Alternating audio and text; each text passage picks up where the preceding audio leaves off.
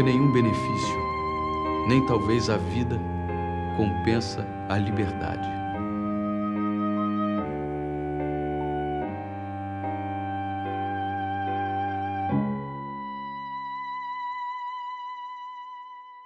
O início do jornalismo em língua portuguesa, com liberdade de expressão e, portanto, de maneira eficaz para o debate de ideias.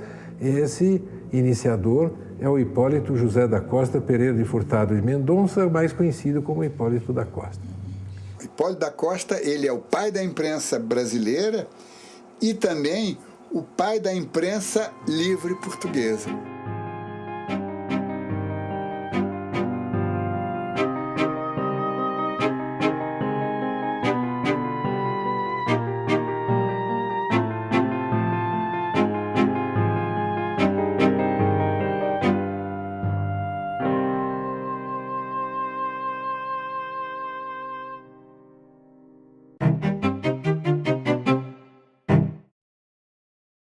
Essa história começou com um homem chamado Johannes Gutenberg, né?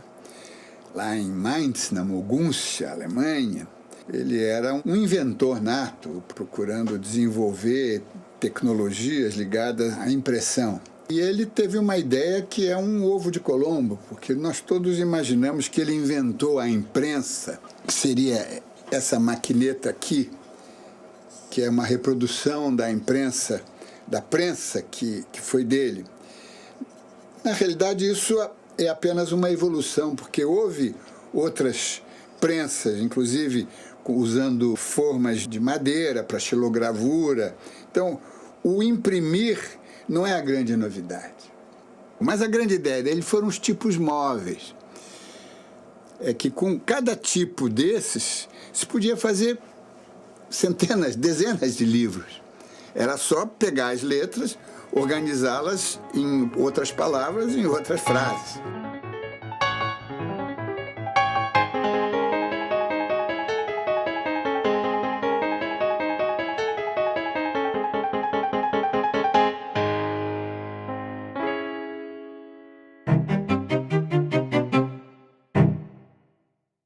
O movimento que trouxe a impressão chegou tarde em Portugal. Primeiro começou na Alemanha e foi muito impulsionado pelo Martinho Lutero, porque ele achava que precisava se imprimir muitas Bíblias para que o povo conhecesse, não apenas os sacerdotes. Ele também achava que a Bíblia precisava ser traduzida. Então criou-se logo um mercado, digamos, e uma força política empurrando digamos, o recém-descoberto invento do Gutenberg, para que chegasse a todo mundo. Foram tipógrafos judeus que tinham uma tipografia no sul de Portugal, em Faro, no Algarve, e lá, aparentemente, localizou-se a primeira tipografia portuguesa, quer dizer, a primeira tipografia a produzir um livro em Portugal, mas não em caracteres latinos, mas sim em caracteres hebraicos. Para os judeus era muito importante, já que eles eram errantes, eram expulsos de um país para o outro, eles desenvolveram muito a tipografia. Já em meados do século XVI, já temos tipografias instaladas em países da América Espanhola, mas aqui não chegou. A tipografia é, de certa forma, uma filha da religião, mas ela também é, digamos, órfã. Ela foi tornada órfã pela religião, porque ela não pôde se expandir como poderia.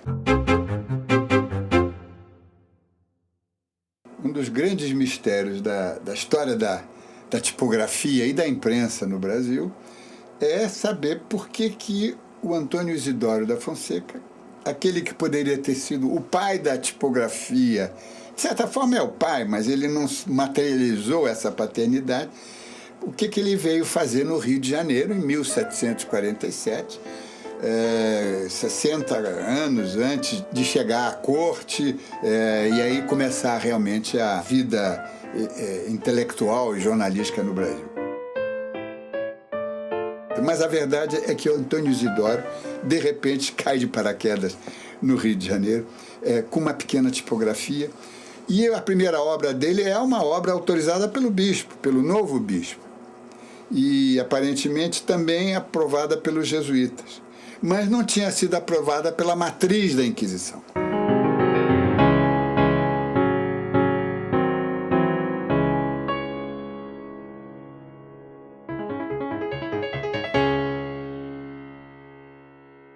E esse é o grande problema que distingue as duas Inquisições, a portuguesa e a espanhola. A espanhola era descentralizada. Tinha Inquisição em Lima, tinha Inquisição no México, mas tinha tipografias em Lima e tinha tipografia no México. A Inquisição portuguesa era centralizadora.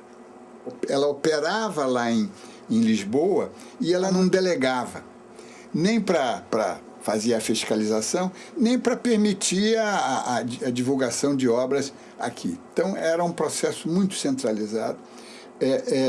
E como a Inquisição não deu autorização para que se imprimisse coisas no Brasil, veio uma ordem para desmantelar a tipografia do Antônio Isidoro da Fonseca no Rio de Janeiro. E aqui tem um documento muito importante.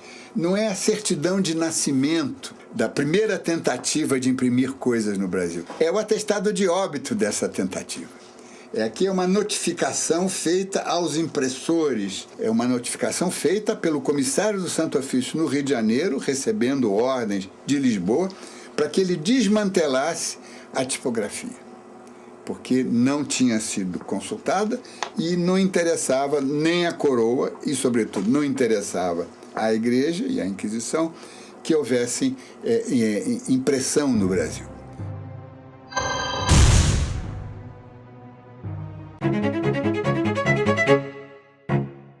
E aí nós temos um grande intervalo em que no Brasil não há, pelo menos não há registros de outras tentativas de imprimir coisas no Brasil. Isso só vem a ocorrer em 1808. D. João, sabendo que ele teria que governar Portugal e o Brasil a partir do Rio de Janeiro, ele precisasse de uma tipografia para divulgar os seus atos. D. João tinha que ter aqui o que tinha em Portugal, para poder governar, para poder manter a corte em funcionamento. Não foi um gesto de generosidade. D. João trouxe a tipografia, mas trouxe junto a censura, e disso nunca se falou. D. João é uma pessoa muito simpática, historicamente, etc. Mas ninguém lembrou que, se não fosse o Napoleão, nós não teríamos recebido aquela tipografia em 1808, porque Portugal, D. João não viria ao Brasil e Portugal não traria essa tipografia. Isabel Lustosa, conhecemos a figura do patriarca do jornalismo brasileiro, conhecemos a sua trajetória, os elementos básicos, cronológicos, sobretudo, da sua vida, mas os seus feitos, a sua obra ficou, hoje conhecida em todas as partes, mas não conhecemos a pessoa. O primeiro jornalista brasileiro, Hipólito da Costa, não nasceu no Brasil. Ele nasceu na Cisplatina, né, que era, então, uma parte do Brasil, naquela tensão com a Espanha, né, Portugal e Espanha disputando aquele sul do Brasil ali por causa do limite do Prata, né, o Rio da Prata como limite natural. O Brasil acaba perdendo, Portugal acaba perdendo aquele pedaço. O Hipólito, que tinha nascido lá de pai brasileiro, que era um oficial, e uma mãe portuguesa, de uma família já fixada lá na colônia há muito tempo. Criado no Rio Grande do Sul, na sua infância e primeira adolescência, e foi a Portugal, como muitos jovens de famílias abastadas ou semi-abastadas do Brasil, foi a Portugal para continuar os seus estudos de nível universitário. Ele se matricula na Universidade de Coimbra, em 1793, faz vários estudos de ciências naturais, de leis, de medicina. Em 1798 ele se forma e, tendo conhecido ou tendo sido recomendado a Dom Rodrigo de Souza Coutinho, futuro Visconde de Linhares, e que na época era ministro do Ultramar e da Marinha. Dom Rodrigo encomendou-lhe uma missão de investigação, de prospecção comercial, agrícola, industrial, digamos, de ir aos Estados Unidos para observar, anotar, coletar espécimes vegetais e animais de diferentes culturas e plantas que pudessem ser trasladadas para o Brasil. Quando ele vai na missão aos Estados Unidos, ele tem 24 anos, né? Muito jovem. É um brasileiro que vai descrevendo as instituições, e isso é um traço de personalidade interessante. Ele podia falar das mulheres, não, ele vai e faz ali uma etnografia dos Estados Unidos naquele momento privilegiado do final do século XVIII, né? Que sociedade é aquela? Então, você tem o olhar de um brasileiro sobre aquela sociedade para a gente. Isso eu acho que diz muito da personalidade dele. Essa passagem por Filadélfia foi extremamente importante em todos os sentidos. Todas aquelas ideias de progresso, que o progresso era possível e viável, de repente ele encontra isso materializado num país do mesmo continente. Ele fica um pouco chocado com os modos rústicos dos americanos, ou seja, aquela maneira direta de tratar as pessoas sem qualquer formalismo, sem qualquer protocolo, sem qualquer cerimonial típico da corte em Lisboa. Ele é apresentado ao presidente dos Estados Unidos, que está sentado numa poltrona suja, com botas cheias de barro, e que depois vai para uma festa, toma ponche, dança com as senhoras. Os Estados Unidos eram uma democracia em formação, um país talvez tosco ou rústico, para um jovem súdito português, acostumado talvez com as monarquias europeias, com todo o protocolo cerimonial de uma monarquia, e se vê numa democracia rústica, não é? De plantadores, de criadores, de soldados, de negociantes, de comerciantes, de traficantes. Nas suas memórias, ele consigna diferentes aspectos sobre os Estados Unidos como democracia social. Isso não transparece muito porque, sendo um súdito português e estando numa missão para uma monarquia, ele não podia consignar, digamos, abertamente a sua admiração pelo regime democrático dos Estados Unidos. Mas certamente essa visita, essas conversas o impactaram profundamente e fizeram parte da sua formação como intelectual, como jornalista, como estadista mesmo, não é? O Hipólito teve um primeiro contato com a maçonaria nesse estágio nos Estados Unidos, especificamente numa loja da Filadélfia, na qual ele foi iniciado. Ele, evidentemente, já tinha ouvido falar da maçonaria em Portugal durante os seus estudos. A maçonaria existia em Portugal desde meados do século XVIII. As lojas não eram ilegais, porque não havia leis que proibissem a maçonaria, mas havia uma enorme pressão da Igreja, da Inquisição, contra a maçonaria, por ser considerada herética. Ele fica fazendo traduções, etc., mas fica numa militância paralela, tentando legitimar a maçonaria em Portugal. E em 1802 ele vai à Inglaterra tentar o apoio das lojas maçônicas inglesas para esse projeto, ver se conseguia proteger os maçons portugueses da repressão do Pinamanique. Hipólito volta dos Estados Unidos para Lisboa. Em Lisboa ele tem cargos oficiais ligados à tipografia, e assim ele vai a Londres, onde ele faz os primeiros contatos já com a maçonaria inglesa e com os círculos políticos ligados à maçonaria. Quando ele volta para Portugal, ele é preso justamente porque descobriu-se as suas ligações com a maçonaria e ele vai encarcerado.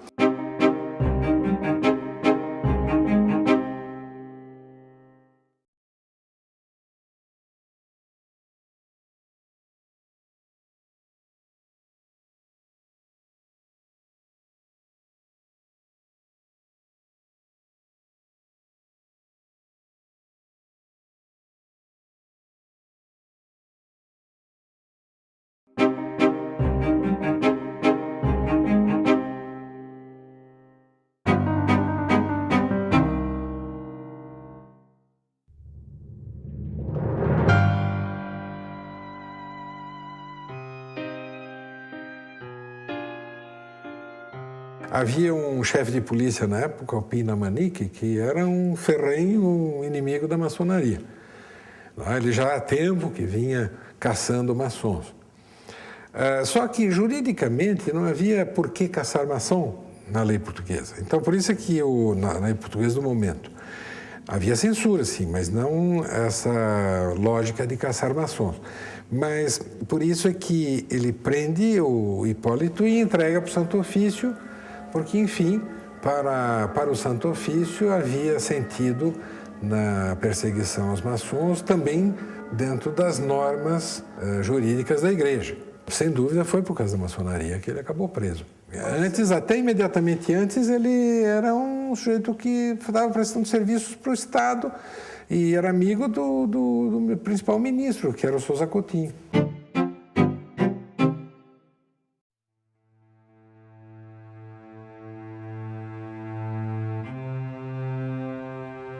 Quais os motivos que o senhor teve para se alistar nesta sociedade?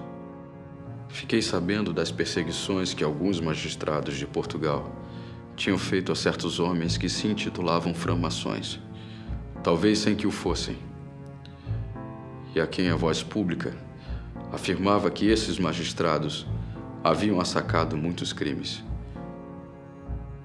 Mas depois de serem tratados com rigor indesculpável, e observando eu, ao mesmo tempo, que este procedimento de nossos magistrados era tão avesso da intimação geral que via dar a framaçonaria por todos os homens que naquele país conheci, notáveis em ciências e em representação civil.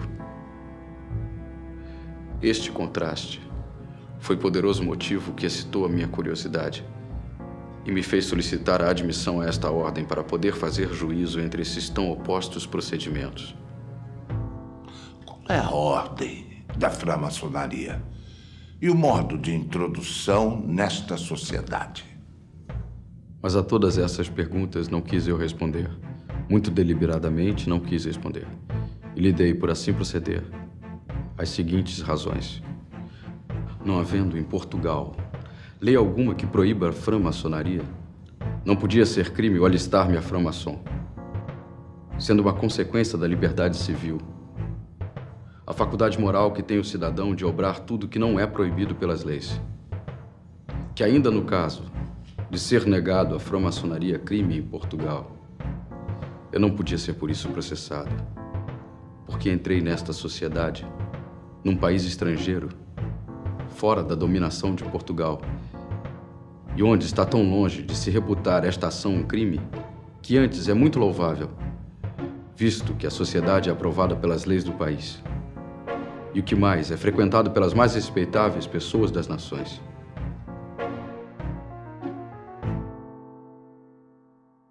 Quando nós falamos da prisão e da fuga do Hipólito da Costa, do cárcere do Santo Ofício, a gente tem que parar um pouquinho para dimensionar isso, porque é extremamente importante. Depois que ele conseguiu escapar de Lisboa e chegar até Londres, a primeira iniciativa do Hipólito da Costa, antes ainda do Correio Brasiliense, foi contar o que é a Inquisição, porque o público inglês não sabia, não tinha noção, afinal, era uma monarquia parlamentar. Trata-se de um documento imenso sobre a defesa da liberdade de imprensa, da liberdade de credo, né?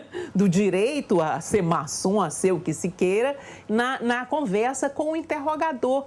É belíssimo. Então mostra desse personagem. Que personagem é esse que fica 3 anos afirmando um credo, uma posição política, etc., numa prisão com o seu inquisidor, né? É um homem de fibra, sem dúvida. Desde que a minha idade me permitiu pensar e refletir, sempre considerei a existência da Inquisição na Europa como uma consequência da ignorância e da superstição, e, portanto, sempre a olhei com horror. Mas nunca me passou pela imaginação que eu mesmo viria a ser uma das vítimas de sua perseguição. É apenas crível que no século XIX exista ainda um tribunal que tem o poder, sem causa aparente e sem violação das leis do país, de prender indivíduos e processá-los por culpas que se devem considerar como imaginárias, visto que não existem no Código Criminal da nação.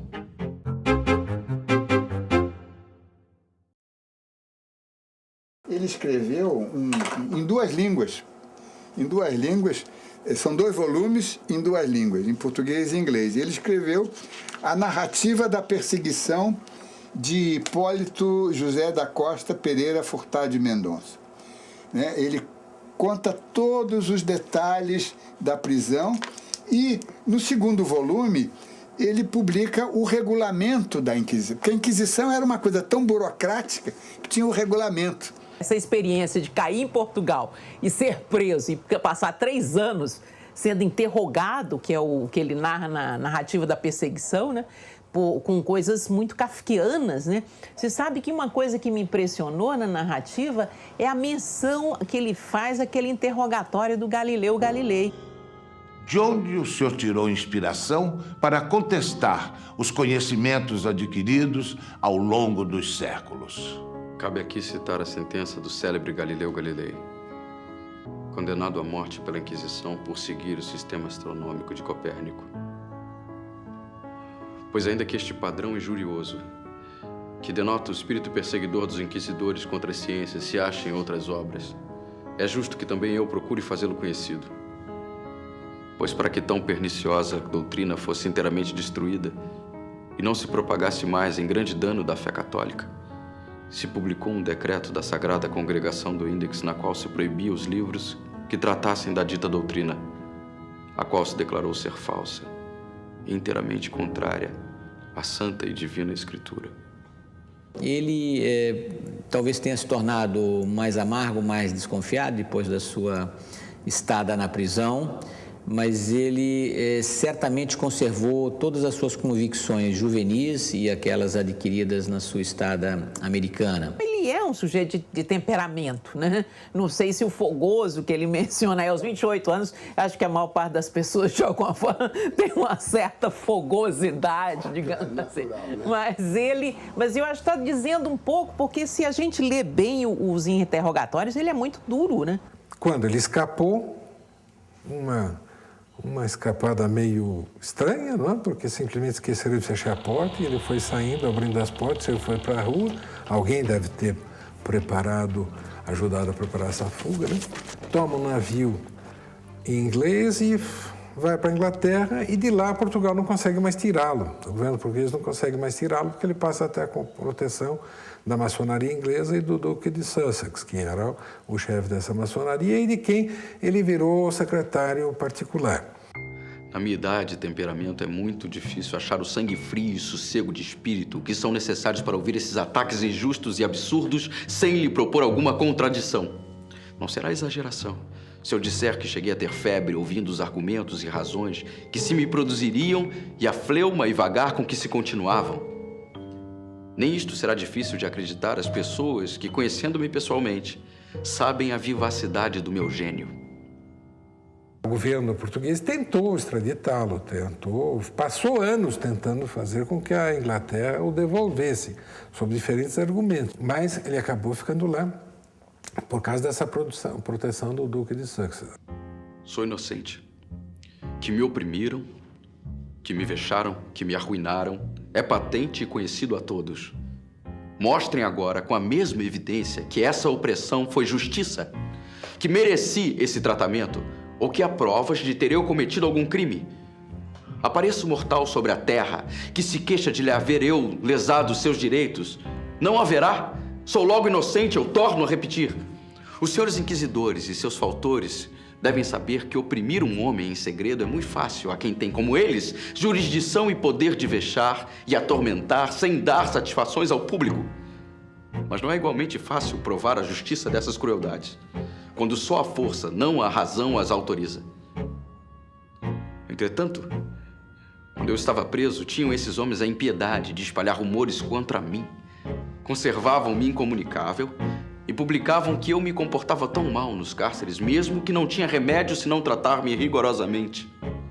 Diziam isto e outras calúnias como inconfidências a certas pessoas para as fazerem mais críveis e poderem correr esses boatos com aparente probabilidade de verdade. É certo que atacar um homem quando ele está na impossibilidade de se defender é covardia.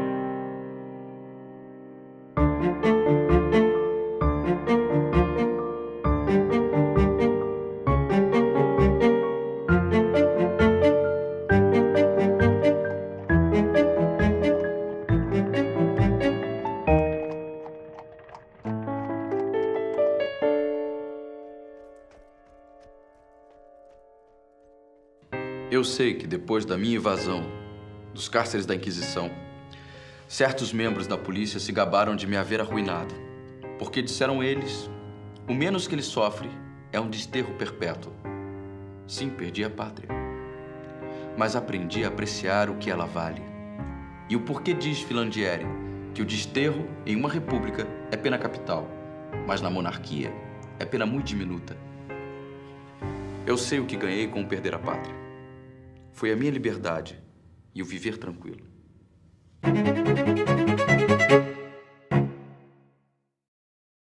Londres, naquele momento, devia ser especialíssimo. Estava todo mundo indo para lá e é um lugar onde havia, na Europa, um lugar onde se gozava de maior liberdade política, né? Então, atraía as pessoas. Lá ele se juntou a uma figura fantástica, que merecia ser melhor estudada, já há biografia, mas merecia até ser cultuada melhor, que é o general Francisco Miranda, venezuelano. O apelido dele é El Precursor. Ele é anterior ao Bolívar, né? É um homem, um intelectual de mão cheia, um grande militar, que tem uma história extraordinária, porque o Francisco Miranda lutou na independência americana, a favor da independência. Ele lutou na França, participou da Revolução Francesa, e depois na Espanha, posteriormente, ele lutou contra Napoleão. É um homem de ideias, um militar, né? Que está sempre lutando a favor da liberdade, contra a ocupação, né? E quando ele viveu em Londres, já tendo passado pela experiência americana e a experiência francesa, ele fixou-se em Londres e a casa dele tornou-se assim uma espécie de ponto de encontro dos intelectuais exilados que tinham fugido da América Latina, estavam exilados em Londres e se entendiam, se encontravam com frequência. Ali era a curriola dos libertários. E lá estavam Hipólito da Costa, Bernardo O'Higgins, o pai da independência chilena, o general San Martín, o Rivadavia e Simão Bolívar, o homem que realmente materializou a emancipação da América Espanhola. Esses libertadores em Londres, né, como formou-se uma comunidade ligadas a quê? A uma loja maçônica, né? O Hipólito teve contato com, seja pela maçonaria, seja pela atividade jornalística ou política, com várias personalidades que depois foram importantes nos processos de independência das ex-colônias ibero-americanas, não é? Todos eles transitavam muito facilmente do campo militar para o campo da divulgação das ideias, porque era uma coisa só. Eles já percebiam que não podiam fazer só uma guerra civil. Era importante também mobilizar os corações e mentes. Tendo em vista a separação das colônias europeias na América, acontecimento que todos os políticos têm previsto há muitos anos e que se já tem começado a pôr em prática, primeiro nos Estados Unidos, depois no Brasil. A separação destas duas diferentes porções de colônias, de suas metrópoles europeias, tem motivos e causas nas aparências muito diversas, mas na realidade foram as mesmas. Porque a independência dos habitantes é consequência necessária da situação local. E a causa próxima que acelera ou desenvolve é coisa meramente acidental.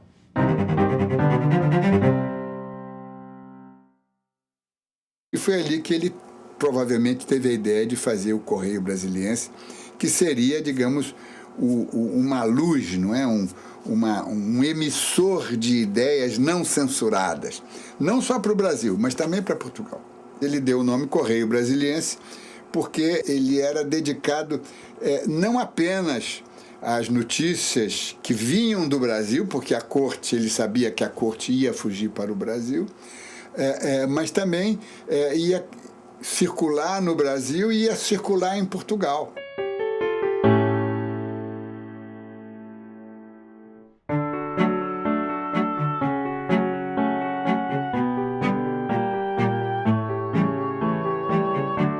Quando eu falo em jornal, nós precisamos fazer uma volta ao passado. Não é um jornal como nós conhecemos hoje. Na realidade, o Correio Brasiliense era Primeiro, era uma revista, porque saía uma vez por mês. Segundo, o formato era um formato de livro. Aqui nós temos, digamos, uma edição facsimilar, tamanho aproximado do número 1. Então, tem a grossura é essa, o número 1 teve 80 páginas. Ele fazia tudo sozinho. Ele escrevia, provavelmente um compositor montava os tipos móveis, depois ele revisava. Tanto é que o Correio Brasiliense tem como subtítulo, ou como complemento do título, Armazém Literário. Armazém, no sentido etimológico original, é uma loja de muitas utilidades, né? Um empório com todos os objetos que você possa necessitar, não apenas alimentos, mas máquinas, implementos. No dia 1º de junho, pelo menos é a data que ele consignou, ele escreveu o primeiro artigo da imprensa brasileira, que é digamos, a sua profissão de fé, que é a introdução do número 1. O número 1 do Correio Brasiliense, dia 1º de junho de 1808. O primeiro dever do homem em sociedade é ser útil a ela. Ele está dizendo que o jornalismo tem que ser útil à sociedade. O jornal, eu chamo de jornal, uma revista, se quiserem até o livro periódico, era dividido em seções. Então nós temos a primeira seção é política, e política entra tudo, política europeia. Logo depois nós temos comércio e arte. É curiosa essa junção do comércio com arte, mas é porque a arte ela era não comercializada, mas o comércio é a troca, é o intercâmbio, não é? É, no fundo, a intermediação, não é? Então, a arte, cultura e comércio estão mais ou menos ligados, não é? E logo depois do comércio e artes, nós temos literatura e ciências, mas é mais ciência do que literatura. E depois temos uma seção final, que em algumas edições é maior, que é a miscelânea, onde cabia tudo. O Correio Brasiliense era uma imensa redação com um homem só, não é? Imaginemos uma redação hoje com o editor-chefe, editor executivo, repórteres, resenhistas, especialistas em ciências, em comércio, em letras. Tudo isso Hipólito fazia sozinho. Ele devia ser uma pessoa de pouco sono e muito trabalho, porque não é só o trabalho de compor o Correio Brasiliense, 80, 100 páginas todo mês, que ele escrevia e compunha pessoalmente, mas toda a correspondência.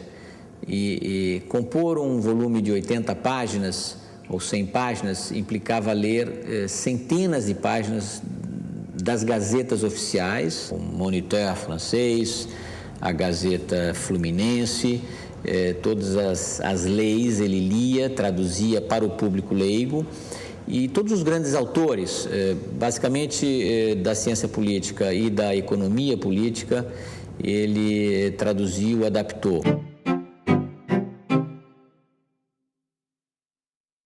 Longe de só imitar o primeiro despertar da opinião pública nos fatos que excitam curiosidades dos povos, quero, além disso, traçar as melhorias das ciências, das artes e, numa palavra, de tudo aquilo que pode ser útil à sociedade em geral. Feliz eu que posso transmitir a uma nação longínqua e sossegada, na língua que lhe é mais natural e conhecida, os acontecimentos desta parte do mundo, que a confusa ambição dos homens vai levando ao estado da mais perfeita barbaridade. O meu único desejo será acertar na geral opinião de todos, e para o que dedico esta empresa todas as minhas forças na persuasão de que o fruto do meu trabalho tocará a meta da esperança a que me propus. Eu acho que esse aspecto do Hipólito como leitor e sintetizador para o público do Correio Brasiliense das grandes obras do seu tempo é um aspecto que a gente deve resgatar também. Qualquer folha literária teria orgulho de ter uma personalidade como o Hipólito da Costa como seu resenhista. São 14 anos de livros, na verdade, mensalmente produzidos por um único indivíduo, né? Divulgando as estradas que estavam sendo abertas lá na Bahia, o surgimento de uma biblioteca na Bahia. Tem notícias e longas notícias sobre a Bahia, importantíssimas, né? Os rios navegáveis que estavam sendo explorados, tudo que era de novo que estava acontecendo. O Correio, a instalação de um correio no Rio Grande do Sul, ele está informado e está municiando o Brasil, dando ao Brasil essas informações que são úteis para o próprio funcionamento da monarquia. Ele era uma redação a parte inteira, ele era o revisor e o expedidor, ele cuidava da correspondência, recebia demandas de assinaturas, administrava suas contas. Todo o incansável trabalho da redação, edição, correspondência, etc., deste periódico tem recaído sobre um só indivíduo, que, aliás, está carregado de outras muitas e muitas diversas ocupações, que se lhe fazem necessárias, já para buscar os meios de subsistência que não pode ter nos escassos lucros da produção literária deste jornal, já para manter a sua situação no círculo público em que as circunstâncias o obrigaram a viver. Por que leva um sujeito a ficar 14 anos escrevendo um jornal para um país onde o Hipólito não conhecia o Rio de Janeiro, que era a capital, não conhecia a Bahia, Salvador, grande centro também do norte, Pernambuco, né, aquele palco de tantas rebeliões, e o Grão-Pará, né, aquela coisa que tinha importância econômica enorme, que eram as grandes cidades. Então, ele criou aí o que a gente pode dizer uma pátria imaginária, a referência a obras que estão circulando na Europa, ao lado das balanças comerciais, né, o preço do café, do cacau, enfim, isso tudo está no Correio Brasiliense. É uma obra enciclopédica e mensal, né? Então, esse é o objetivo. Junto com o rei vem esse pacote, né, de informações sobre o que ele queria municiar, não só as pessoas que acompanham, mas também os brasileiros que aqui estavam e que, enfim, de alguma forma reforçariam a vontade de Dom João ficar, que de fato quis ficar. Recebemos em Londres notícias do Rio de Janeiro até a data de 19 de janeiro e de Pernambuco até 12 de fevereiro. Importantes são, sem dúvida, em todos os sentidos, essas notícias. Chegou ao Rio de Janeiro a ordem da corte para que o príncipe real regressasse a Lisboa. E essa medida causou logo maior descontentamento em todas as classes de pessoas.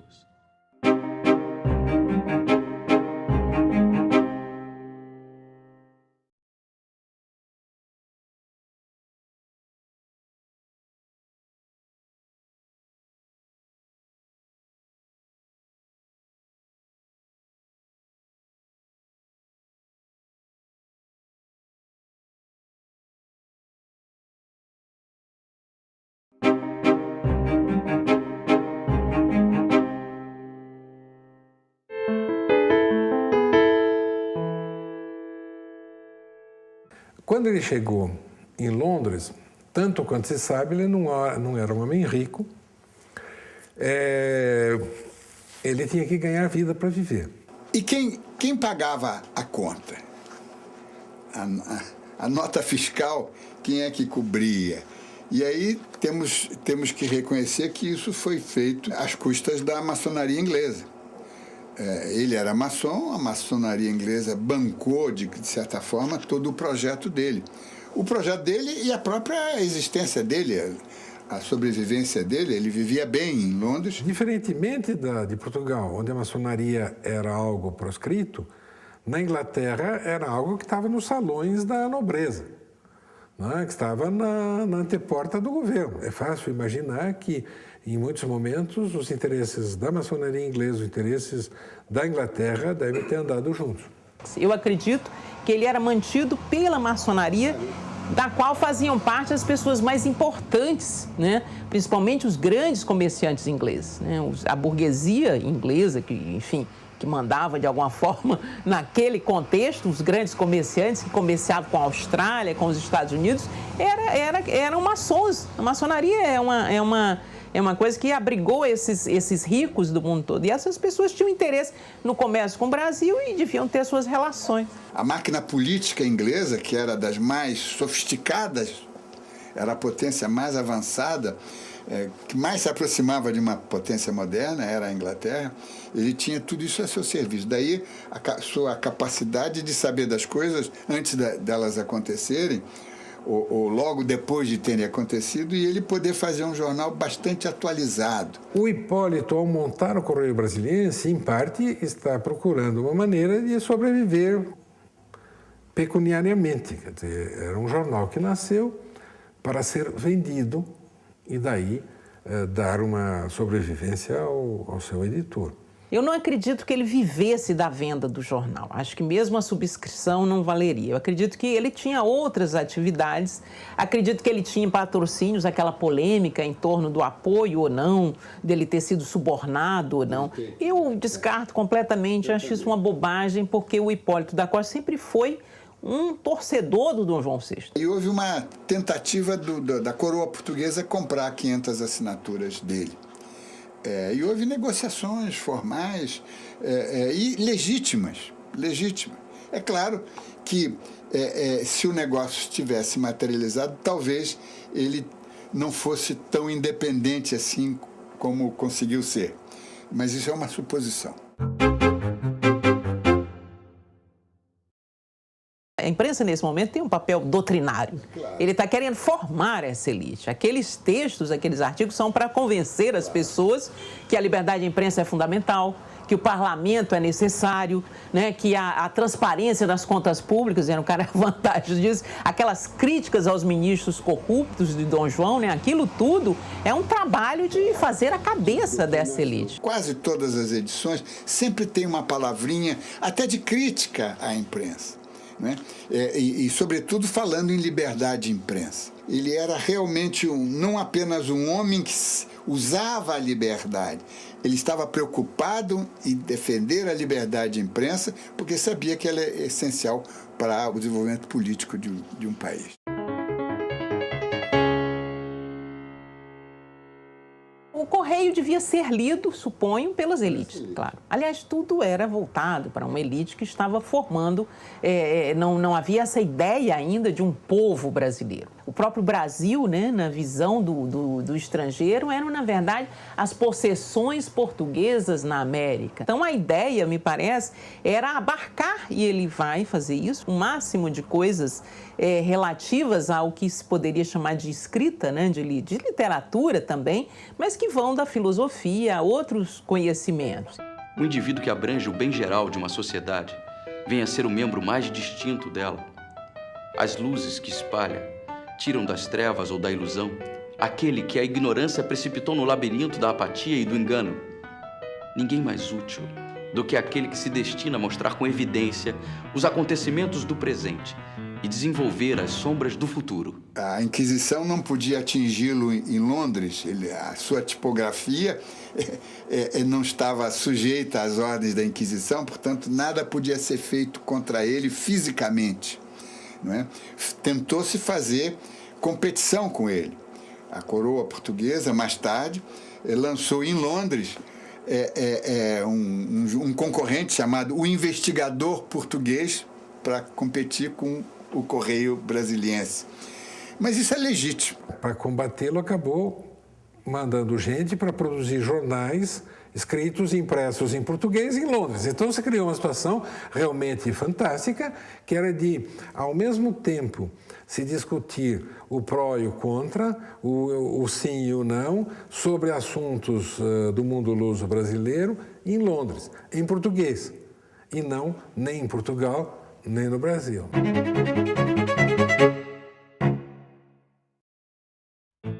Não há por que recear que o povo do Brasil não seja capaz de constituir o seu governo representativo e conduzir os seus negócios políticos mais ou menos bem e aprendendo com a sua própria experiência.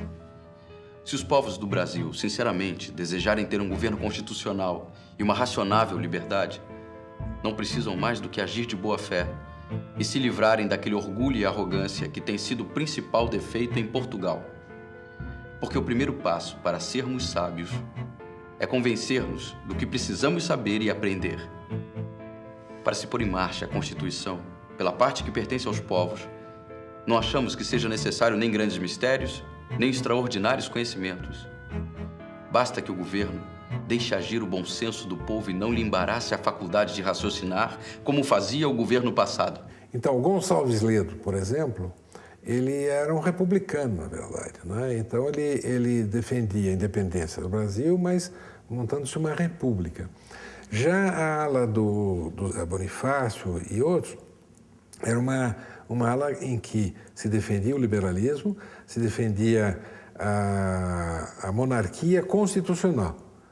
Então, não há um projeto não é um projeto digamos, Brasil único da maçonaria.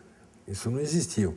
O que existia era a participação de maçons, praticamente todos, nesse sentido da independência, só que uns pensando em república, outros pensando em monarquia constitucional, todos pensando em liberalismo econômico e um regime constitucional. O Zé do Bonifácio, no discurso na Academia de Ciência em Lisboa, vai falar disso. Esse grande Portugal que está lá do outro lado, essa pátria filha da outra pátria que agora precisa se emancipar e tudo, eles que estão de fora pensam o Brasil assim, né? Eles podem imaginar uma pátria gigantesca, continental, que vai ser um outro Portugal muito mais poderoso do que era aquele Portugal que eles amavam. Havia aí, desde Pombal, essa birra com a forma como Portugal tinha ficado para trás no desenvolvimento, né? na Revolução Industrial, que acontecera toda na Inglaterra com o ouro do Brasil, e Portugal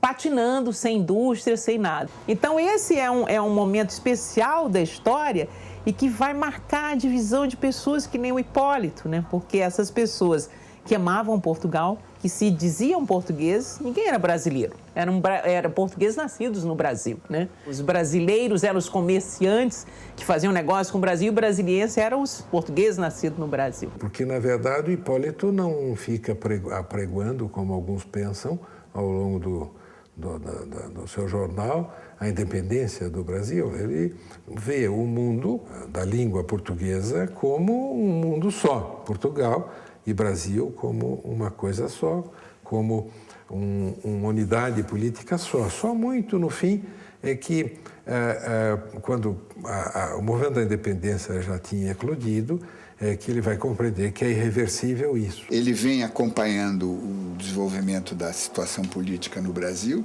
já convencido da independência, e ele é o grande repórter da independência. Se nós nos debruçarmos sobre as últimas edições que ele fez, de 1822, nós vamos ver que ele não faz referência ao grito do Ipiranga. Não há grito do Ipiranga, mas há sim as guerras, as lutas pela independência da Bahia. Isso há uma referência, aliás, há várias referências bastante visíveis, nítidas. E também a aclamação do imperador Dom Pedro I em outubro. Há um contraste que é muito explorado pela historiografia, que é entre o intenso apoio do Hipólito ao movimento de libertação das colônias hispânicas e a rejeição dele ao movimento de 1817 em Pernambuco. Ele vai condenar aquela insubordinação contra um rei com o qual ele se identificava e que ele via como bom para o Brasil. O crescimento do Brasil entre 1808 e 1822 é extraordinário. Pouco mais de uma década, o país dá uma virada, cria-se as condições para o país se autonomizar. Em uma palavra, o Brasil pode e quer ser independente. Sua independência está declarada e já é, de fato, uma nação livre e soberana. Estão convocados os seus representantes para determinar sua forma de governo. E isto não por um começo ilegal contra autoridades do soberano e governo existente, como sucedeu em Portugal, mas com legalidade inaudita na história das nações. Dá-se a independência do Brasil, em setembro de 22. Ele, em reconhecimento pelos serviços prestados, ele é nomeado o primeiro cônsul brasileiro em Londres. Ele tem a nomeação, mas ele aparentemente não tomou posse, ficou doente e logo em seguida, em 23, ele morre. E teve o dissabor de não poder voltar nunca ao Brasil, porque quando ele ia voltar, possivelmente como diplomata ou a serviço de Dom Pedro, infelizmente morreu precocemente. A vida política dele, a vida ativa dele é de 1808 a 1823, sendo que o jornal parou em 22. E por que o Hipólito para de fazê-lo? Para de fazê-lo porque ele diz: agora já há liberdade de imprensa no Brasil, então é mais necessário que eu faça aqui. ele e o jornal são uma coisa só. Não se pode falar em Correio Brasiliense sem falar em Hipólito José da Costa, e não se pode falar em Hipólito José da Costa sem falar no seu produto, nessa sua devoção, na sua crença na cultura, nas ideias, na liberdade de se expressar.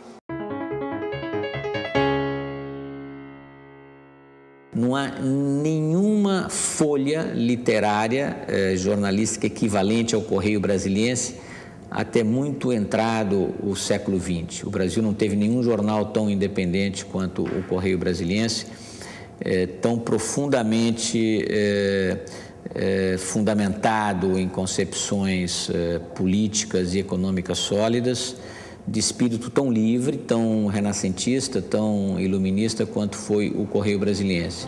O primeiro dever do homem em sociedade é ser útil aos membros dela. E cada um deve, segundo suas forças físicas ou morais, administrar em benefício da mesma os conhecimentos ou talentos que a natureza, a arte ou a educação lhe prestou. O jornalista de hoje, ele não será um bom jornalista se ele não tiver lido pelo menos alguma coisa daquele período. Que é o único autor que o Antônio Cani elogia na formação da literatura brasileira daquele contexto, né? Ele vai dizer assim, uma prosa que chegou aos nossos dias fresca e clara, como se fosse de alguém escrevendo hoje. Uma vez eu vi o Carpo falando de alguém que queria fazer uma estátua para o Machado, e ele dizia assim, olha, uma estátua, o grande monumento ao Machado são as inúmeras obras que se escreveram sobre ele. O monumento ao Hipólito é a nossa coleção do Correio Brasiliense, são os trabalhos que estão sendo feitos, que cada vez mais mostram a importância desse grande brasileiro para o projeto de Brasil, um projeto infelizmente frustrado, né? Era o projeto do Zé Bonifácio e tudo. Depois isso tudo foi jogado fora a favor de interesses menores, mas que homens que já tinham pensado um Brasil com grandes perspectivas, com uma sociedade melhor, sem escravidão, com uma igualdade maior entre os brasileiros, um Brasil mestiço, né? Que era a visão do Zé Bonifácio, do Hipólito. Enfim, esse monumento é o que interessa, diz. Ninguém mais útil do que aquele que se destina a mostrar com evidência os acontecimentos do presente e desenvolver as sombras do futuro.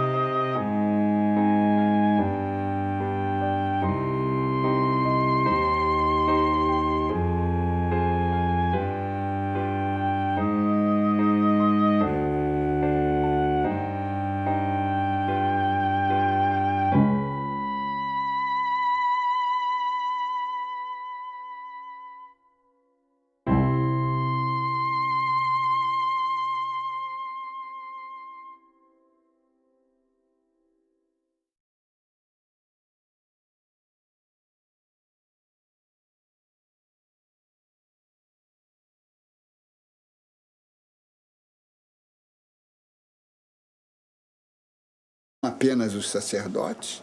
Ele também achava que a Bíblia precisava ser traduzida, então criou-se logo um mercado, digamos, e uma força política empurrando, digamos, o recém-descoberto invento do Gutenberg para que chegasse a todo mundo.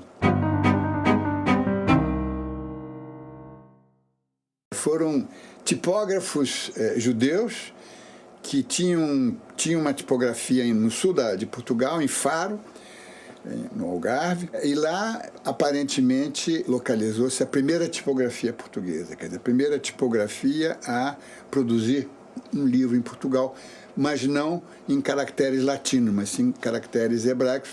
Para os judeus era muito importante, já que eles eram errantes, eram expulsos de um país para o outro, eles desenvolveram muito a tipografia. Já em meados do século XVI, já temos tipografias instaladas em países da América Espanhola, mas aqui não chegou. A tipografia é, de certa forma, uma filha da religião, mas ela também é, digamos, órfã. Ela foi tornada órfã pela religião porque ela não pôde se expandir como poderia. Um dos grandes mistérios da história da tipografia e da imprensa no Brasil é saber por que o Antônio Isidório da Fonseca, aquele que poderia ter sido o pai da tipografia, de certa forma é o pai, mas ele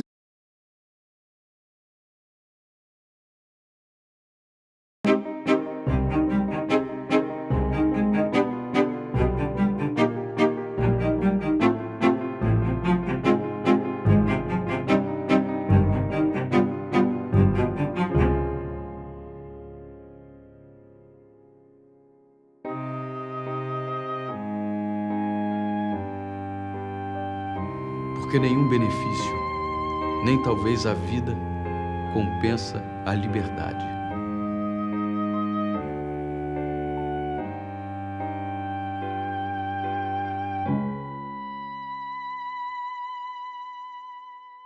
O início do jornalismo em língua portuguesa, com liberdade de expressão e, portanto, de maneira eficaz para o debate de ideias, esse iniciador é o Hipólito José da Costa Pereira de Furtado e Mendonça, mais conhecido como Hipólito da Costa.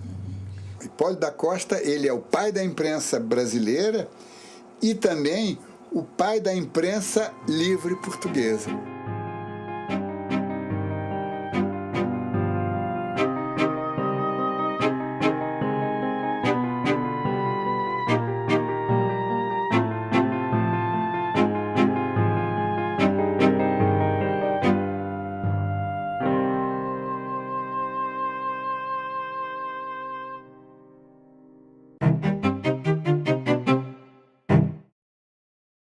Essa história começou com um homem chamado Johannes Gutenberg, né? Lá em Mainz, na Mogúncia, Alemanha. Ele era um inventor nato, procurando desenvolver tecnologias ligadas à impressão. E ele teve uma ideia que é um ovo de Colombo, porque nós todos imaginamos que ele inventou a imprensa, que seria essa maquineta aqui, que é uma reprodução da imprensa, da prensa que foi dele. Na realidade, isso é apenas uma evolução, porque houve outras prensas, inclusive usando formas de madeira para xilogravura. Então, o imprimir não é a grande novidade. Mas a grande ideia dele foram os tipos móveis. É que com cada tipo desses, se podia fazer centenas, dezenas de livros. Era só pegar as letras, organizá-las em outras palavras, em outras frases.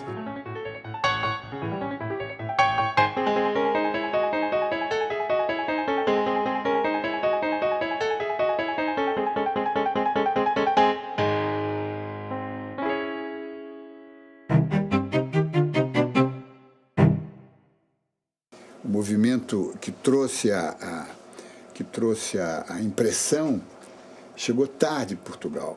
Primeiro começou na Alemanha e foi muito impulsionado pelo Martinho Lutero, porque ele achava que precisava se imprimir muitas Bíblias para que o povo conhecesse, não Antônio Isidório da Fonseca, no Rio de Janeiro.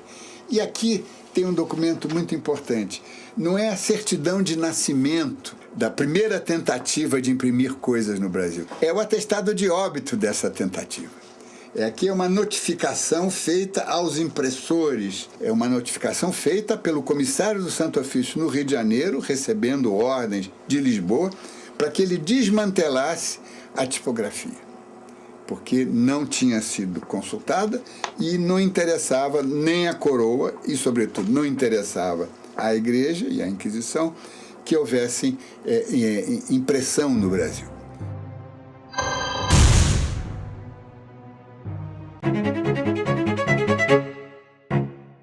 E aí nós temos um grande intervalo em que no Brasil não há, pelo menos não há registros de outras tentativas de imprimir coisas no Brasil. Isso só vem a ocorrer em 1808, D. João, sabendo que ele teria que governar Portugal e o Brasil a partir do Rio de Janeiro, ele precisasse de uma tipografia para divulgar os seus atos.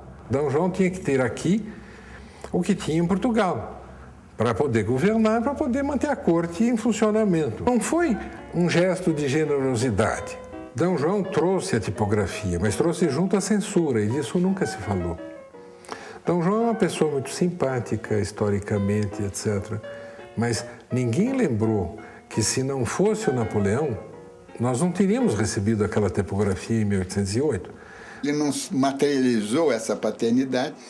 O que ele veio fazer no Rio de Janeiro, em 1747, 60 anos antes de chegar à corte, e aí começar realmente a vida intelectual e jornalística no Brasil.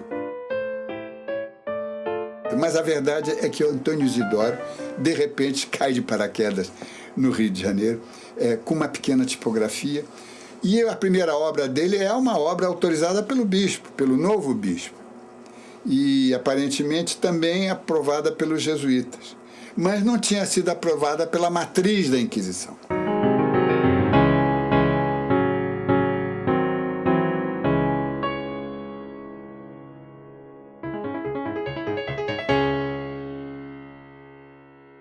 E esse é o grande problema que distingue as duas Inquisições, a portuguesa e a espanhola. A espanhola era descentralizada. Tinha Inquisição em Lima, tinha Inquisição no México, mas tinha tipografias em Lima e tinha tipografia no México. A Inquisição portuguesa era centralizadora. Ela operava lá em Lisboa e ela não delegava, nem para fazer a fiscalização, nem para permitir a divulgação de obras aqui. Então, era um processo muito centralizado. E como a Inquisição não deu autorização para que se imprimisse coisas no Brasil, veio uma ordem para desmantelar a tipografia do